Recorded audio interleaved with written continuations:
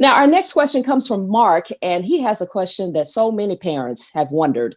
Now, his question says, my teenager gets his license next week, and we're trying to prepare for any situation. He asked the other day, what should I do if I get into an accident? So Mark's question is, what should we tell him? You know, as a parent, who hasn't asked that question? What should you do? You know, what should you tell your child? So I wonder, what do you think? The first thing you ought to do is call his parents and get them on the way down to the accident scene if possible.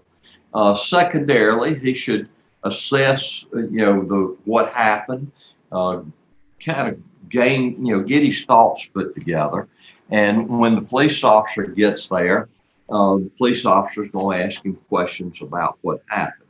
And he clearly does not need to be intimidated by the other driver. And usually the law enforcement officer that gets there is going to separate the drivers and talk to them separately so you don't have that intimidation factor.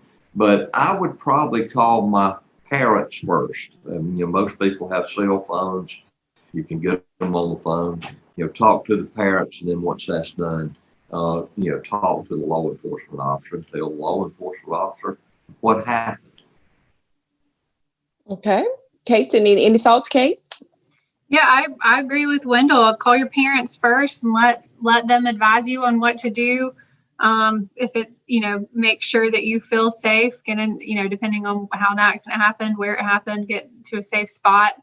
I can recall one time my little sister broke down on the interstate, or her battery died.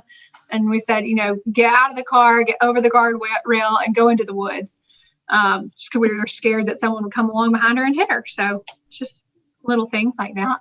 Yeah, that can be a scary situation. And I like how you said that, Wendell, because it can be quite intimidating as a young person there in his first accident. That can be kind of a touchy situation. They might not know what to do. They might not be as calm and as rational. Don't let the other driver intimidate you into agreeing with his or her version of what happened.